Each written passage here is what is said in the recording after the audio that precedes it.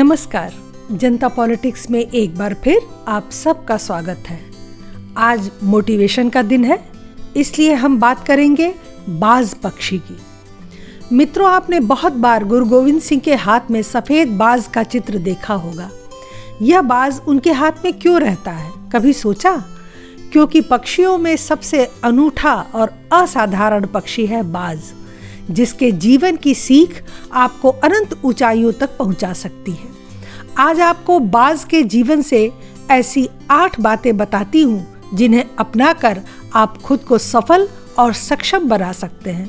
कहा जाता है कि बनना हो तो बाज बनो, तोता नहीं जो केवल कॉपी करता है। सबसे पहली बात है आत्मनिर्भरता। बाज को जो कुछ भी दिया जाए या मिल जाए उसे वह खाता नहीं है। वह कभी मरे हुए जानवर या पड़े हुए जानवर नहीं खाता। वह जीवित रहने के लिए अपना स्वयं का शिकार करता है, जिंदा जानवरों का शिकार। यह बहुत महत्वपूर्ण है कि हमें किसी पर कभी भी निर्भर नहीं रहना चाहिए। स्वयं पर और स्वयं की शक्ति पर भरोसा करना चाहिए, आत्मनिर्भर होना चाहिए। दूसरा बिंदु है स्वतंत्रता। बाज को कभी कैद करके पिंजरे में नहीं रखा जा सकता। या तो वह पिंजरा तोड़कर बाहर निकल जाएगा या भीतर ही मर जाएगा, लेकिन कैद होकर वह नहीं रह सकता। हमें भी परिस्थितियों, लोभ लालच या रिश्तों का गुलाम नहीं बनने का प्रयास करना चाहिए। ऐसी सभी चीज़ों से मुक्त होना चाहिए जो हमें पीछे ढकेलती हैं। कभी किसी व्यक्ति, पार्टी, संस्था का गुलाम या भक्त नहीं होना चाहिए। अपने विचारों को हमेशा स्वतंत्र रखना चाहिए, तभी हम आगे बढ़ सकते हैं। तीसरा बिंदु है लचीलापन। बाज को छोड़कर सभी पक्षी हवा की दिशा में उड़ते हैं। एक अकेला बाज ही ऐसा पक्षी है जो हवा की विपरीत दिशा में उड़ता है। वो हवा को चीरते हुए संघर्ष करके उड़ता है, इसलिए उसकी उड़ान सबसे ऊंची होती है। हमें भी इसी तरह आत्मविश्वास के साथ हर विपरीत परिस्थितियों या चुनौतियों को पार करने में सक्षम और समर्थ होना चाहिए। चौथी बात है मेहनत। बाज का संपूर्ण जीवन एक तपस्या से कम नहीं होता। जन्म के साथ ही उसे बहुत कड़ी कमांडो ट्रेनिंग मिलती है। जब उसकी माँ उसे आकाश में 15 किलोमीटर दूर ऊपर ले जाकर नीचे छोड़ देती है और धरती पर टकराने से पहले उसे पंजों में जकड़कर फिर ऊपर ले जाती है, और ऐसा तब तक जारी रहता है जब तक वह बाज का बच्चा उड़ना नहीं सीख लेता। इसी से कहावत बनी कि बाज के बच्चे मुंडेरों पर नहीं उड़ते। बाज अपने से 10 गुना ज्यादा वजन वाले जानवर का शिकार कर लेता है। अपने शिकार पर घंटों और दिनों तक आंख लगाए बैठा रहता है, जब तक उसे वो दबोच नहीं लेता। ऐसी कड़ी मेहनत और आत्मविश्वास किसी को सफलता के बुलंदियों पर पहुंचा सकता है। पांचवी बात है दूरदृष्टि।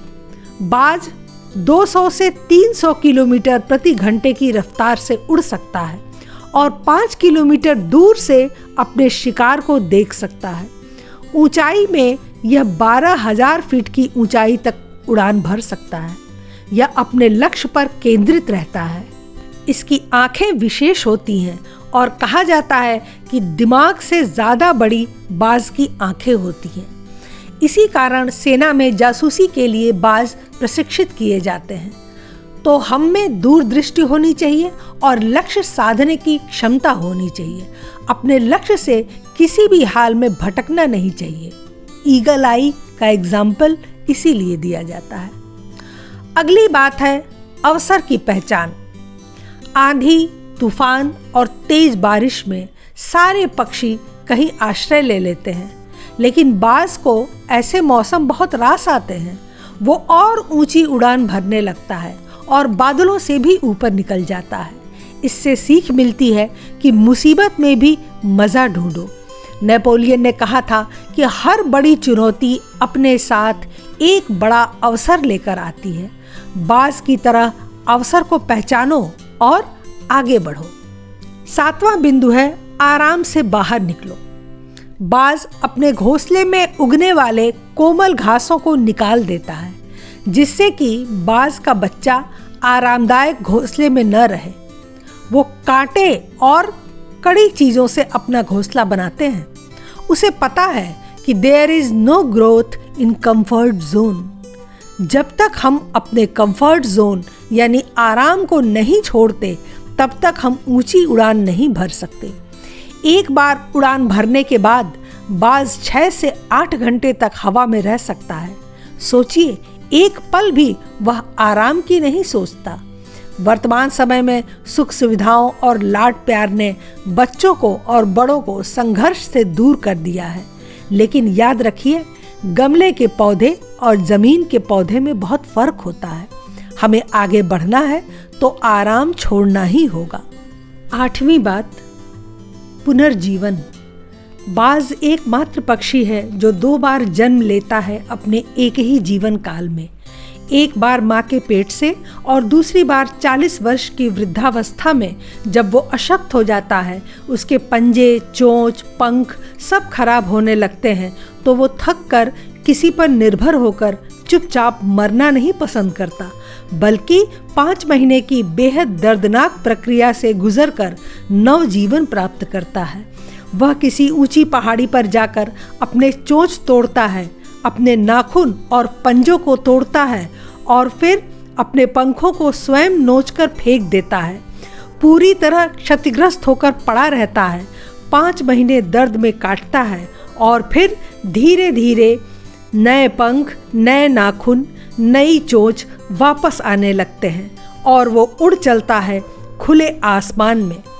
यह सबक है कि दर्द और पीड़ा से गुजर कर ही सुख और आनंद की प्राप्ति हो सकती है। इसलिए कष्टों व दुखों से घबराना नहीं चाहिए, बल्कि धैर्य से उस समय को काटकर आगे बढ़ना चाहिए। अंतिम बात है, बाज हमेशा अकेला उड़ता है। जैसे कि कहा गया है कि शेर तो अकेला ही चलता है, गीदड़ हमेशा झुंड में आते हैं। वैसा ही है बाज, इसलिए इसे आसमान का राजा कहा जाता है। उच्च स्तर पर होने से आप भीड़ से अलग हो जाते हैं, जबकि सामान्य लोग हमेशा भीड़ में रहते हैं और सोचते हैं कि लोग क्या कहेंगे। तो आप भी ऊंचे सपने देखिए, ऊंची उड़ान भरिए, भीड़ से अलग होकर अपना स्थान बनाइए, अकेले चल पड़िए। लोग जुड़ेंगे और कारवां बनेगा। उम्मीद है आपको हमारा ये एपिसोड अच्छा लगा होगा। आज के लिए बस इतना ही। हमारे चैनल को सब्सक्राइब करें, लाइक करें और शेयर करें। अपने विचार हमें कमेंट बॉक्स में ज़रूर बताएं। धन्यवाद। नमस्कार।